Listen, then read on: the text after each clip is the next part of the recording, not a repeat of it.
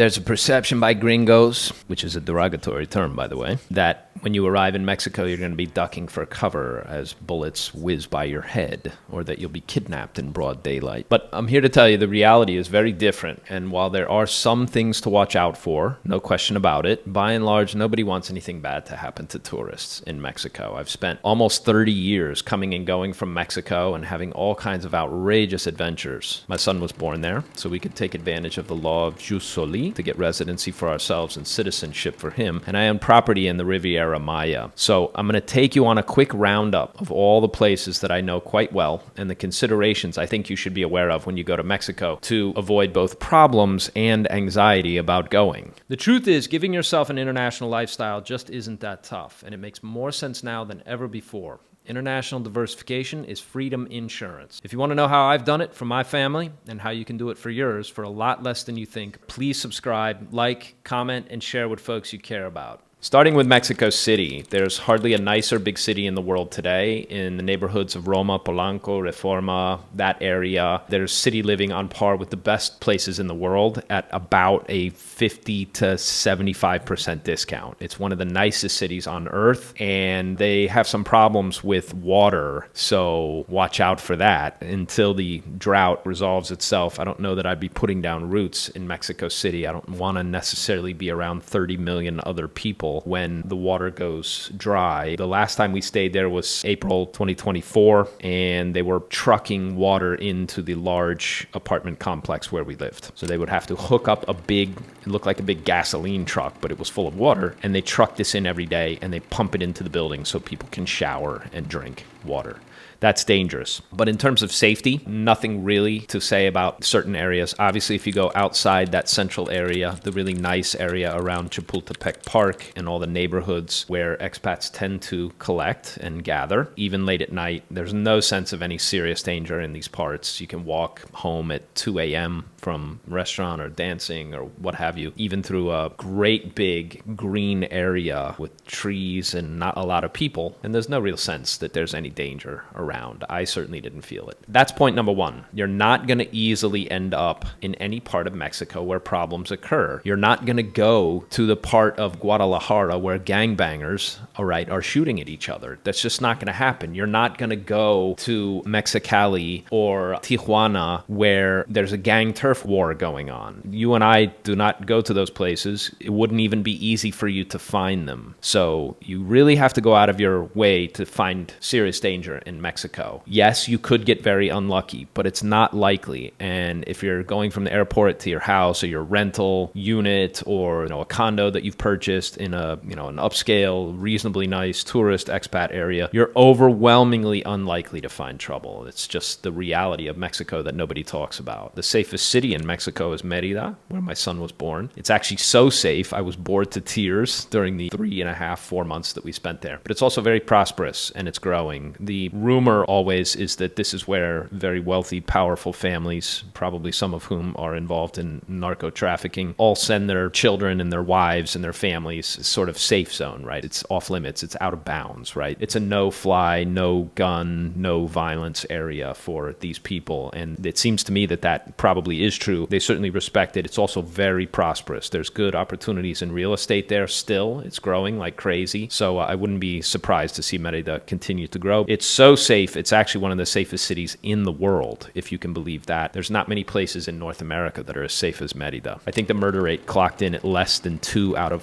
100,000. That's safer than most places in North America. Cancun is exciting. It's full of money. That means lots of partying and drugs. Obviously, it's a big, flashy area. The same could be said for Playa and Tulum, although slightly less so. Playa is much bigger. Tulum is growing. Tulum is kind of a hangout for yuppie types from North America, like tech geeks from San Francisco who want to go do ayahuasca ceremonies and pay $1,000 a night and have crazy unprotected sex and whatnot. But it's also a big market for other drugs like weed and coke, so be cautious. That means there's competition between drug suppliers. I have never felt unsafe there, but I'm also an early to bedder at this point. I think Tulum is just an anomaly, right? It's definitely not everybody's cup of tea. It's growing like crazy, but I actually prefer for playa. It's big, it's nice. Playa Car, which is like almost an autonomous city inside Playa del Carmen, has plenty of gated communities and right there's security guards around and all the rest. So there's no sense of danger in any part of the central area of Playa. Playa has a great boardwalk, Fifth Avenue. Occasionally there's fights and things like this. I mean, it's a kind of a wild place. It's almost like Mardi Gras every night down there. But by and large, I think Playa too is reasonably very safe, right? And certainly in the high traffic areas. On the Pacific coast, I spent a fair amount of time coming out of Puerto Vallarta multiple times. That's an infinitely livable place. It's very laid back. It has a very beautiful natural bay and harbor and the mountains surrounding it. Very beautiful. They don't get really nasty storms because of the geography of the place. It sort of pushes storms away. So they very seldom get hit by anything that causes any real damage. That's nice. Obviously, there's plenty of drugs. It's the big gay hangout. There's lots of same-sex couples in Puerto Vallarta, so that's a very prominent feature of the place, but everybody's well behaved. I didn't get any sense that it's dangerous, but there is lots of partying. There's lots of hardcore partying and hanging out, so there must be drugs and whatnot. But again, nothing that felt to me like it wasn't safe. To the north of Puerto Vallarta is Sayulita, a place I haven't visited, but I'm told is worth seeing. It's a kind of little fisherman's village and artist colony. Sounds very beautiful. Further north still, of course, is Los Cabos. This is a very upscale hangout for usually wealthy expats, but also wealthy Mexicans too, but celebrities from California and Hollywood. I sailed in and out of Cabo probably 24 times, give or take. The place is marvelous. Been scuba diving there. That's where I learned to scuba dive. Absolutely magnificent. The natural beauty of the place and that cold water of the Pacific that makes it so crystal clear, and the famous arches and the beautiful picturesque postcard harbor with those arch rocks, and that area out there is just magnificent for diving. There's a great big shipwreck from the 1950s that just offers incredible place for sea life to hang out. And so if you go diving there, it's a real treat. It's one of the best in the world. The diving and fishing, I would say, are probably as good as it gets. And rental units in Cabo do well all year round. It had a very bad reputation for violence. I think some of that is getting cleaned up just because it's being gentrified. You know, the more big projects get built there and the more wealthy people buy units, well, the less territory there is where a lot of bad things go on. The murder rate in Cabo was quite high for some time. But again, are you going to see that near the port district where cruise ships come in and out? No, you're not, right? Again, you'd have to go very far out of your way to really find trouble in a place like Cabo. You're talking about resorts and condos and golf courses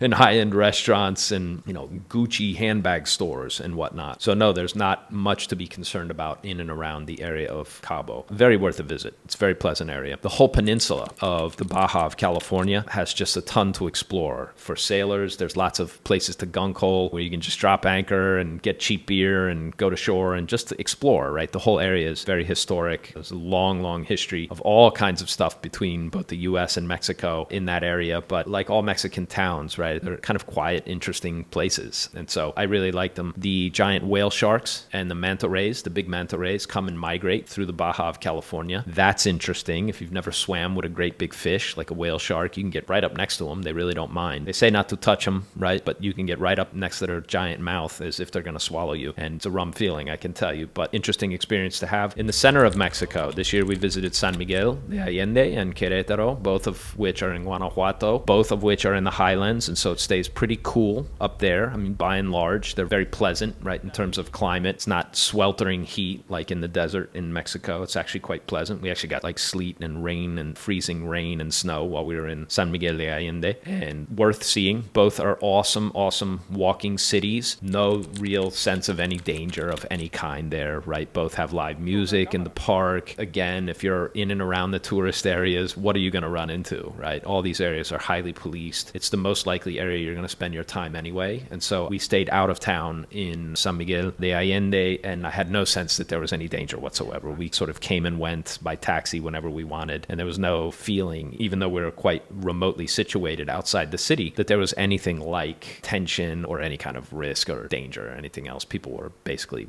very polite and very pleasant to deal with. To the south is Tuxtla Gutiérrez, which is the capital of whatever province that is, and San Cristobal de las Casas. San Cristobal is interesting because it was the dividing line between the Federales and the Zapatistas, who in the 1990s, they actually came to an agreement, but the Zapatistas said no mas, and they really kicked the Mexican government in the teeth, which resulted in some violence. I know people were killed. There was a big standoff, but the Zapatistas were so fiercely independent of their own little corner of Mexico that the Mexican government has never really completely subdued, if you will, or taken over that area. And so there's an autonomy and also a strange pride in San Cristobal, especially, that you do not find in any other part of Mexico. This is something totally unique to this area. I found the place utterly immaculate, right? You could not find a gum wrapper on the sidewalk or in the streets. This is very unusual. If you've been to Latin America, you know there's plastic garbage everywhere. It's very rare to find a place that was this unbelievably immaculate. And so, not surprisingly, I also found it quite safe, right? Women walking home by themselves late at night, right? Nobody seemed to think anything of it. Very, very safe. There is a sense in these areas, and especially in remote areas of Mexico, of a kind of frontier vigilante justice. Like, you better not do anything to step out of line because, right, you'll be lucky if the police can get to you before we can, right? That's the feeling. But it keeps people in line. And so my feeling is, in various parts of Mexico, I think in San Cristobal, people were a little more standoffish to tourists. I speak really reasonable Spanish, but I didn't find people as welcoming. It's almost like they're not as used to tourism in that part of Mexico. But by and large, right, they're also very pleasant, very polite, and the place was immaculate, which, as I say, is a very unusual thing to see. Tuxtla Gutiérrez is the big industrial city. It's quite modern, feels very wealthy. No idea about safety there, but it's highly functional. Brand new highways that we drove through and a new airport as well, or new-ish, right? It certainly felt that way to me flying in and out. Oaxaca is worth visiting. That's on the Pacific coast to the south, right? Getting down toward Guatemala in this area. You got to go there for Day of the Dead. It's the best party in Mexico and really something to see. I mean, these people really celebrate that. They take that holiday very, very seriously. I've been to Puerto Angel, Puerto Escondido, Tapachula, which is on the border with Guatemala years ago. There's no reason to go there, but people are sort of blissfully unconcerned with tourists. Some of those places are still developing. I don't know that you would go there unless you're sort of a backpacker living on a shoestring, but it is pleasant on that coast. I spent time sailing in and out of Mazatlan, Manzanillo, and I spent like 3 months in Zihuatanejo working at a resort there once upon a time. This is over 15 years ago now. None of them seem particularly risky or dangerous to me. They all support tons of tourism. Manzanillo is famous for fishing, sailfish, catch great big sailfish off the coast in the Pacific there. And then, of course, there's Acapulco. This is a big tourist area. There is a thriving drug scene there. I haven't spent a ton of time there, but act accordingly, right? Whatever danger comes along with people who like buying and doing drugs. If somebody offers you drugs, it's very easy to politely decline, but it is there, and that means there's competition because there's lots of money to be made for that. Now, this is not to say that there aren't big problems and dangers in Mexico. So let me tell you, the majority of the problems will come from the police. Now, this is very, very disquieting because most people from North America do not get this. People in North America take the police very seriously, right? Like, it's a completely different dynamic. If you're going to get squeezed, if you're going to get hassled in Mexico, it's not going to be from some dirtbag kidnapper or a low-life stick-up man. That's just not how it is, right? It's likely to come from somebody who's wearing a badge, and mostly you should look at this as an inconvenience and annoyance. If it panics you, that's bad, right? You shouldn't fret too much about this. Bribery is kind of a way of life in Latin America. There's no question about it. Mexican police who deal with thousands, millions of tourists coming down to Mexico and expats who make their life in Mexico but never quite learn the lingo or the way things are done there are easy marks. They're easy targets. And bribery is sort of, this is how Mexican police pad their income. I've no doubt about it. So the correct way to react, to behave, if you're getting squeezed, you get pulled over and you're being hassled by a cop for whatever reason, right? Be polite and practice your Spanish well enough so that you can say something to the effect of, well, there must be a way to take care of this incident here and now. How do we do this? How can we resolve this without further delay? Something to that effect. What you don't do is reach for a big wad of cash, right? Because you will be donating that to the police retirement fund. Let them suggest a price for getting out of this. I've had to do this on multiple occasions. It's actually not a big deal, to be honest, right? It's no bigger than paying if you got written a ticket, and rather than going down to the courthouse and having to argue or pay the fine, right, at some later day, you pay it there on the side of the road, and lo and behold, they see fit to let you on your way. If you're intimidated by such a thing, that's not good, right? The more you panic and the more uneasy you become about it. And I have a friend, a gentleman that I dealt with, who drove through from Belize, and he got hassled to no end. And I imagine they could have easily saved himself a lot of aggravation for him and his wife. He was traveling with his wife. They were very frightened by the entire ordeal. I don't like such behavior any more than anybody else, or any more than being robbed by a stick-up man, but it is part of life in Mexico. And let's be honest, it makes for a good story by the time you get home. The main thing is don't panic, right? Don't lose your cool. No one wants to hurt you or kill you, right? That's all propaganda and conditioning from Hollywood movies. Bad things happening to tourists is bad for business. Nobody wants that. That's not good for shop owners. It's not good for the government. It's not good for the police. The police, even if they squeeze you, still have to answer to other people. They are still being watched. They cannot behave with total impunity and like murder you and dump your body in a ditch. That's not how it works. I've bribed cops in Mexico from one end of the country to the other, and it always seems to turn out just fine. They are eager to do business, so you can oblige them, but you should not be obtuse about it. You should not talk down to them or act like a tough guy or talk shit and like whip out a big roll of $100 bills, right? That's exactly what you shouldn't do. That's the last way you want to react to this. Be polite, try to converse as best you can. I mean, there is a good argument for learning enough Spanish where you could at least say the things that need to be said while you keep calm and right, breathe normally and right, don't wave your hands around or act like a jackass. If you just act cool in those kind of situations, you'll actually be in pretty good shape and you can get off for $20 in most situations, right? Mexico, bottom line here, is a lot safer than a lot of places in the US simply because they need the tourist money. They don't particularly want any bad press for something bad happening to you. So there's not that much to worry about, especially if you stay in high traffic tourist and expat areas. And if you're worried or you have to go somewhere questionable, take some throwdown cash with an expired credit card and an old ID. I always did this when I went to really nasty parts of, say, Guatemala City. I was coming in and out of there quite a bit. If you have to throw it on the sidewalk and run, right, you can do that. It's not a pleasant scenario, but it's very unlikely that something like that would happen. If you have something that you can throw down, it's usually going to be enough to get you on your way, but that's a sort of last-ditch effort, and something like that is so highly, highly unlikely, it's almost not worth worrying about. But if that also buys you some time in the kind of worst-case scenario that you might possibly encounter, well, then that makes sense. Most people wrongly assume that Mexico is still populated by Frito the Bandito, and that's just not how it is, right? If you keep your wits and you stay around the nicer areas, it's very hard to find trouble in Mexico. My goal in these videos is to give you the tips and tricks and the information that I would want if our roles were reversed. The truth is, we are living through a time of unprecedented change, and these periods tend to happen every few hundred years. So you better look sharp, and you better take steps now to prepare for whatever's coming. That means protecting your money and your family and creating the kind of legal structures that insulate you from your number one risk. And what is your number one risk? Your number one risk is your home government. That's what internationalization is all about. For years now, this has been referred to as five flag theory, where you bank and incorporate and live and play in different jurisdictions to get maximum value while denying any single government the ability to damage your life too badly. If you want to learn more and to meet the kind of exciting people who live an international lifestyle, check out my X-Plan community by clicking the link below. Right now, you can join the X-Plan community for just $1. Click below to get all the details. Instead of passively obeying the lunatic decisions by cognitively impaired political hacks, we're building a future where international diversification ensures our freedom and prosperity. You'll get easy access to resources and contacts to help you structure your own international lifestyle, including how you protect your money outside the US banking system, how to quickly get legal documents that allow you and your family to enter a friendly, welcoming, peaceful jurisdiction when trouble hits North America, where to invest in top-tier income-producing real estate, and much, much more. If you decide you want the convenience of private consulting, we offer that option too, but at a tiny fraction of what other so-called experts are charging. So you don't have to break the bank trying to protect your family and preserve your wealth in the chaos of the 2020s. Click below to get all the details and join the X-Plan community for just $1, and I'll see you on the inside. Don't forget, there's tremendous opportunity in the chaos to come. Your freedom begins when you realize no one is coming to save you. Thanks. I'll be back with more good stuff.